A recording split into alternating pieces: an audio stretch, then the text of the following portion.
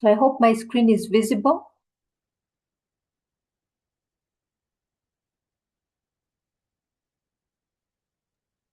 Yes, doctor. Let us begin. So far, we have looked at approaches, the basic concepts to curriculum development for computer studies.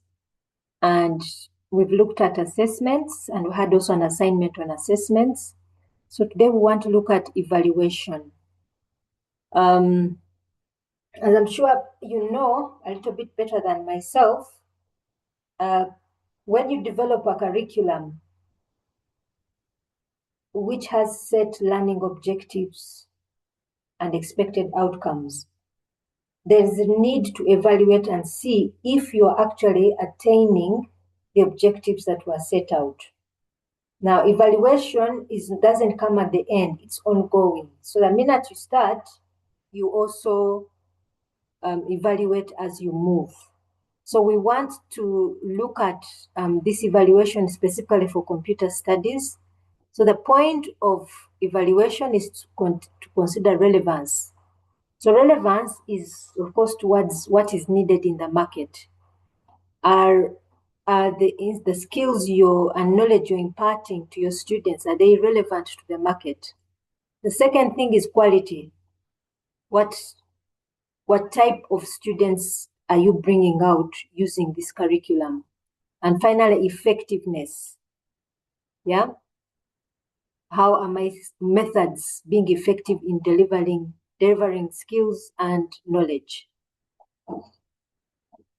So what are we seeking to understand by the end of this particular session? We want to understand what curriculum evaluation is, and specifically in relation to computer studies. Now, just as in assessment, we have both formative and summative. Formative is ongoing and summative is at the end. So also is evaluation. Like we stated earlier, it is ongoing. So we have approaches for both. We also want to understand and identify the key components of computer studies curriculum that require evaluation. What do we need to evaluate as far as computer studies are concerned? We also want to know how to apply evaluation models like CIPP to a computing curriculum, select appropriate data collection tools for technical skills assessment. So first things first, what is curriculum development? Now, when you look at this definition, I don't know how many of you still remember the definition of research. If you do, you'll notice that there are similarities. Yeah? There are similarities. So you want to gather data, but which data do you want to gather?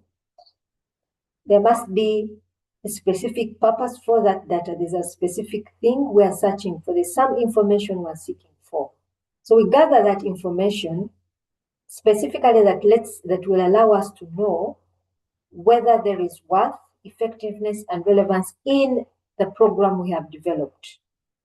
Yeah?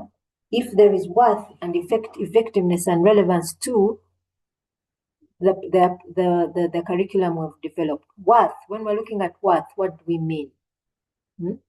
What do we mean? What do we mean by effectiveness and relevance? Can I just hear from the class what one would mean by these two?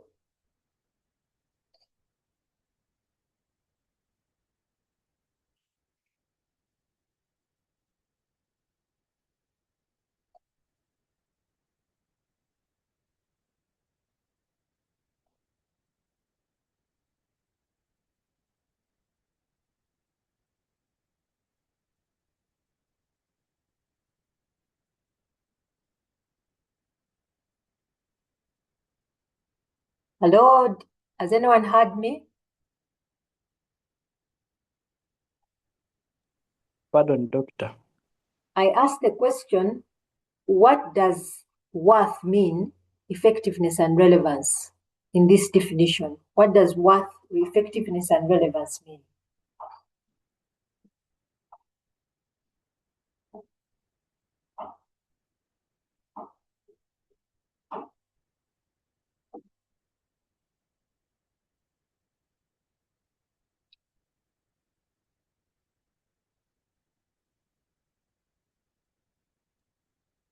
I think what effectiveness and relevance it's like, it means to what attitude, or it's like determining what attitude or the level of how that thing has impacted to the education program. Okay. Anyone else?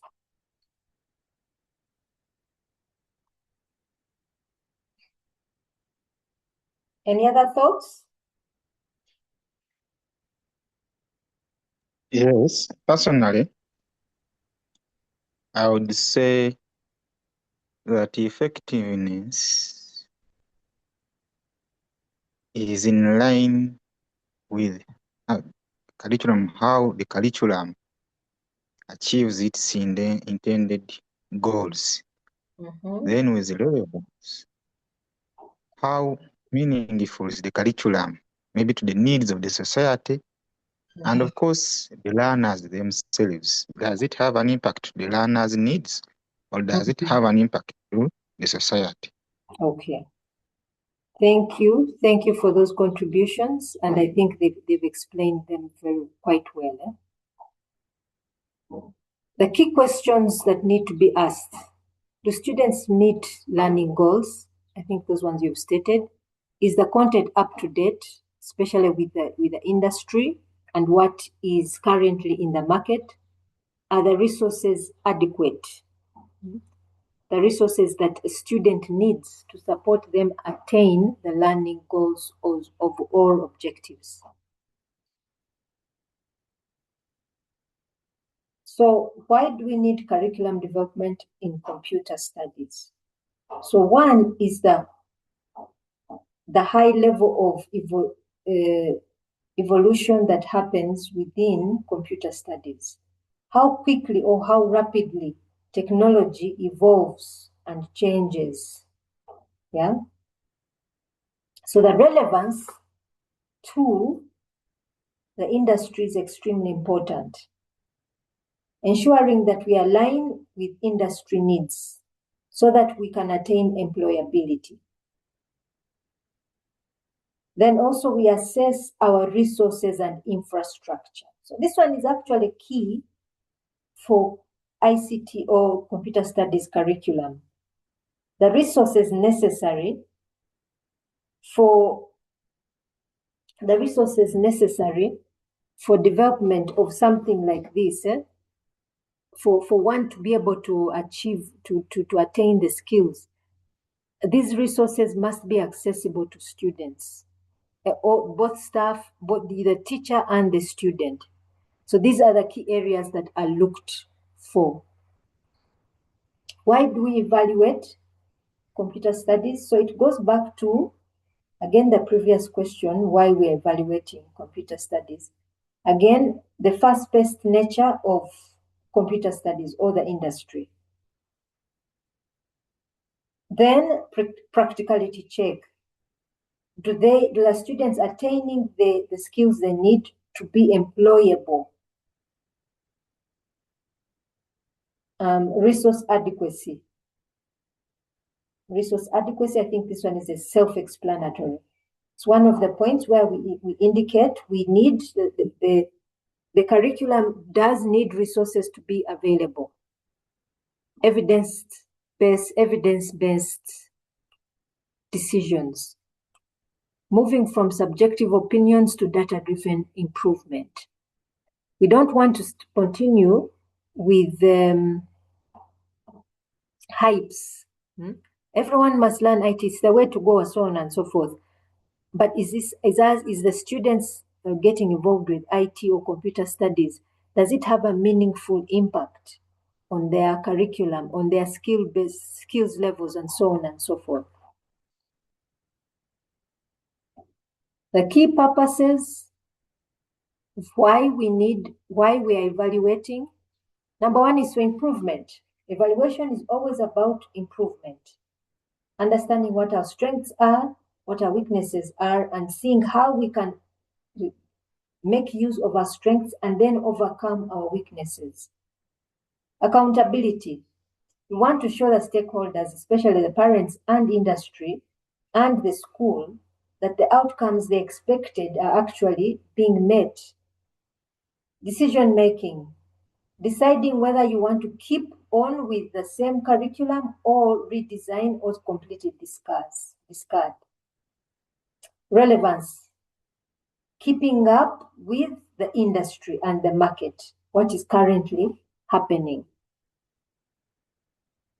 So we have types of curriculum evaluation. So these ones go hand in hand with assessment. Just as we have formative assessment, we also have formative evaluation. So this happens as the program is being implemented, as learning, teaching and learning is going on. And as you do it, you carry out improvements. Yeah. So here is an example. You can do this by piloting, by implementing a pilot testing a new program unit. Summative. So this one is taken at the end after implementation to assess overall effectiveness.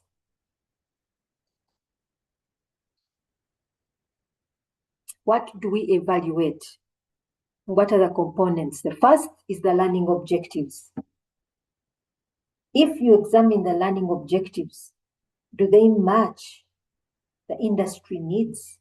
That if a student attains objective A, B, C, D, is this student going to be effective in the industry? 2, content. Is the content up to date? What we are teaching, is this the technology the student really needs to be learning at this time? Instructional strategies. So the strategies that you're using in any subject area that the computer studies are evaluating. Learning environment. So this one looks at the resources that are available for both the staff and students. So as they implement the curriculum, both staff and students have adequate resources to help them keep up to date. Learning outcomes. So learning outcomes we are seeing from the learning objectives, which should be connected. Are the students proficient in the areas that we intended them to be, and that they would meet the industry standards? So we want to look at key evaluation models. The first is Tyler's objectives model. So this one focuses on the predetermined measurable objectives. The predetermined, are these being met? Then you have Stafford Beam's CIPP model. So this one looks at what are the needs of the industry, looks at input, are the staff labs sufficient? Then process, how well is the course delivered? Finally, product, did students gain coding skills? The third model is stakes containers model. So this one focuses on the stakeholders. These are teachers, students, IT experts. They evaluate the qualitative experience, such as how engaging a robotics module is. The second is Scriven's goal-free model. So this one looks at the stated goals and looks at what are the actual effects, intended or unintended, of a computer curriculum program. Then we have the quantitative model, method, computer-assisted assessment, which looks at things like quizzes, analysis of exam marks, practical test results. So this one is actually very good, because looking at what students are actually getting and what practical skills they actually have lets you know if the students are of quality. Finally, you have surveys or questionnaires to teachers and students on the same thing, on the curriculum. With qualitative, you have pure peer observers. Yeah. So the students evaluate themselves and how far they've come. You can also use focus group discussion. So you have the students and the teachers sit down in a circle and they begin to discuss what they think about this course. And they also discuss with professionals in the industry. So this bringing together of the output, the curriculum, the curriculum designers, implementers, and those who consume, the students, together with the industry professionals, gives this a very, very good opportunity to determine if you are on the right track. Examining or analyzing student portfolios. Now, the student portfolios, if you remember from our previous classes, a student is essentially putting together what they have done in the course of a particular subject. Maybe it's web design.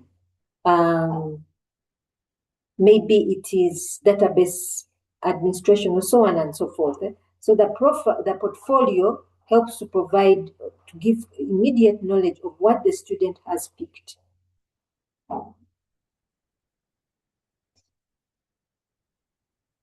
How do we design evaluation tools? So one, we begin by alignment. So the tool should be testing if the learning objectives are aligned to the industry and aligned to the outcomes and so on and so forth. Validity. Does the test actually measure what we intended to do? Does it really look for proficiency or knowledge on something? Reliability. Is the assessment consistent? Criteria for effective evaluation. So, for us to be able to carry out effective evaluation, we're looking for validity, reliability, relevance, and sustainability. Those are the 4 criteria. So the first is self-explanatory, as previously said before, and so is reliability and relevance, but sustainability is another. Many times we start curriculums that we cannot sustain. So sustainability is being that the school is going to continuously provide the necessary resources to be able to support the curriculum. Are your computer labs going to be up and running effectively? Will you be able to update your computers in, let's say, 5 years' time?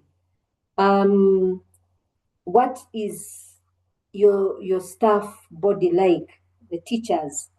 Are these people who will easily pick up new skills after 5 years? So these are the criteria for effective evaluation. Components to measure: knowledge, understanding the computer architecture; skill, attitude, the ethical computing practices. Students' feedback. How do we carry out evaluation of stakeholders? So who are the stakeholders first? You have the teachers, you have the students, you have the parents, then you have the industry. Yeah. So students give feedback on clarity and relevance. The teacher mostly will look at what resources that they have. So the industry experts, for them, they are looking at technical skills that meet the market demand. Then you have budget and policy management. This comes from administrators. Challenges in evaluating computer curriculum. So one is the rapidly changing technology. You may be teaching one thing and then tomorrow this technology becomes obsolete or something better comes on the market. The high cost of updating laboratory infrastructure or the resources. Yeah. Lack of qualified instructors for new fields. Because remember, we have a constantly changing field. Balancing theoretical knowledge with practical skill. In summary and conclusion, we want to understand that evaluation is ongoing. It doesn't come at the end, but it goes on throughout the time implementation is going on. To properly carry out evaluation, you must consider both the practical and practical application and theoretical understanding, specifically in computer studies. So the practical side is important, so is the theoretical. If you want to improve your curriculum, use formative. If you want to make a judgment of whether this thing is needed or not, then use summative.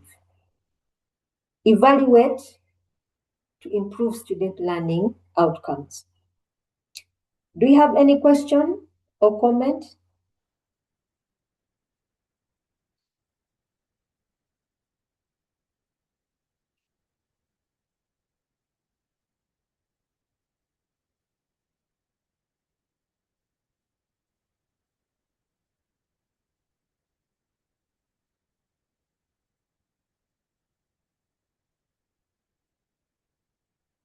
We have any question or comment?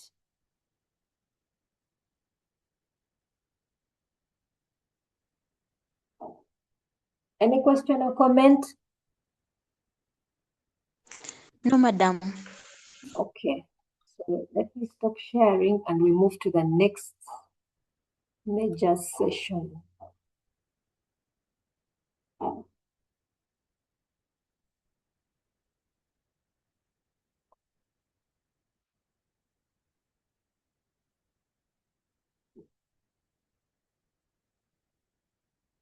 So I hope my screen is visible.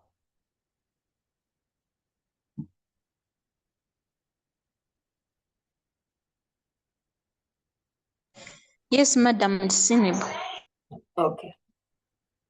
So we want to look at resources, standards, and best practices.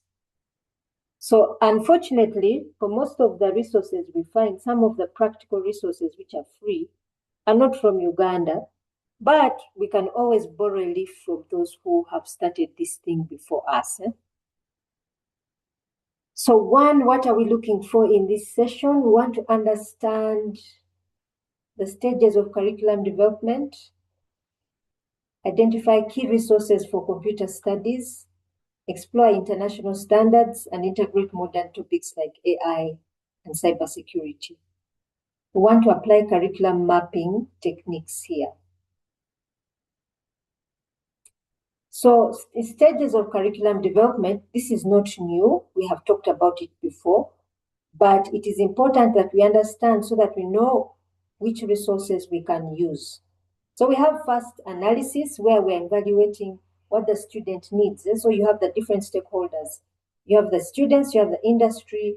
What are the needs of both? The student at what level, what are they looking for? What skills are they looking for? At what level? Okay? And what resources are available? Two is design. So the design is where we define learning objective, scope, and sequence. What resources can we use for this? Three is development, actually creating the lesson plans and assessments and materials. Four is implementation, actually delivering the curriculum.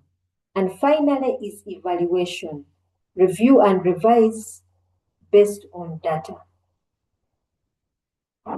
So here are a few computer studies resources which are free and open, which you can use. Like I said earlier, these are not, unfortunately, they're not Uganda-based because we don't really have, but this is a starting point. So we have the first one, code.ug, which uses the K-12 resources, lesson plans, and slide decks.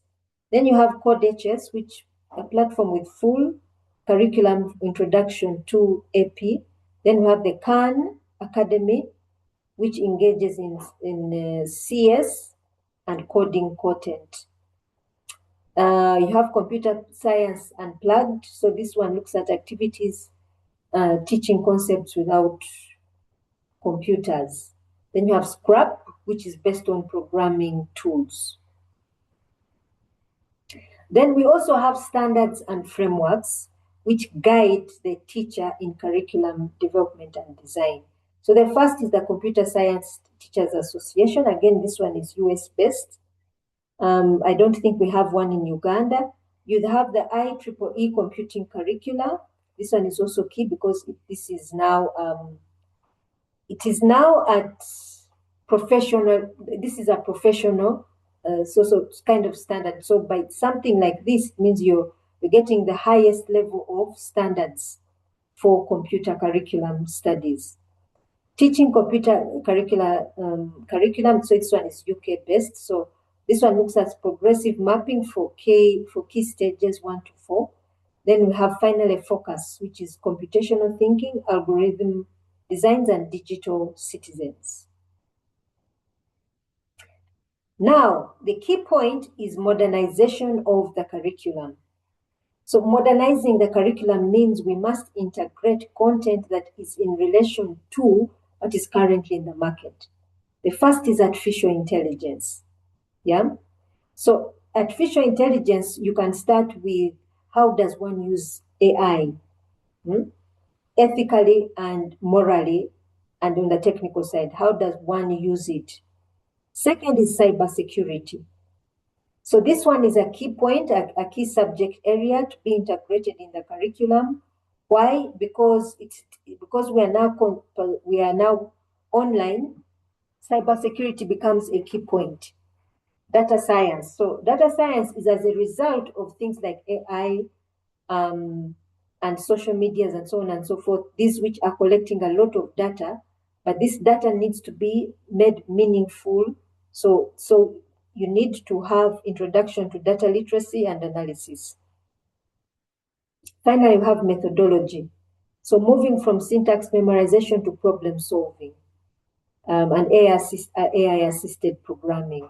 So that methodology of just simply you want the student to be able to go out in the industry and solve IT problems, curriculum mapping and design. So in this one, we start by definition, which is ensuring topics are sequentially ordered and aligned with standards. Mapping example, identifying where algorithms are introduced, reinforced, and mastered. And finally, structure, aligning course objectives with program learning outcomes. Assessment and evaluation. So what resources are there for assessment and evaluation? For formative assessment, you have quizzes, code reviews, checkpoints. Summative, you can use final projects, portfolios, certification exams, and then tools, rubrics, and progress trackers. Other things we can consider is accessibility, adopting a universal design for learning principles. 2, culturally responsive practices, making content relevant to backgrounds. And 3, gender parity, encouraging engagement from female students and under-respected groups. So finally, in summary, the existing frameworks should be leveraged as resources for how we can develop our curriculum. Then map curriculum across grade levels. Update content for AI and security. Discuss what is the biggest challenge in your different curriculum. What is the biggest challenge in your current curriculum? Any question or comment?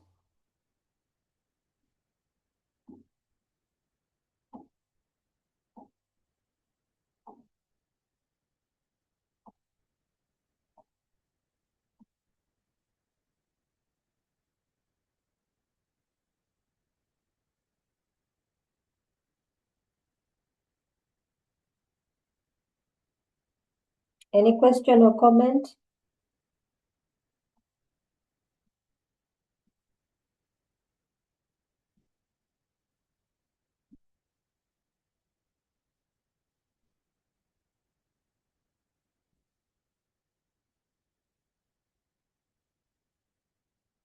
Do you have any question or comment?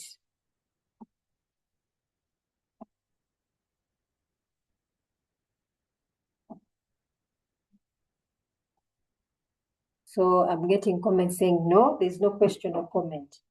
So with that, I want to stop here and put up your second assignment. And I'll I promised you a video on how to use Google. Sorry, because of the constant activities. Plus, I was also not well this past week. I'll be making this week. I'm going to make 2 videos for you on how to use Google Forms, and 2, also the final lecture on ethics in curriculum development for computer studies. Is that okay? Yes, doctor. Okay. Do you have any question or comment before we move on?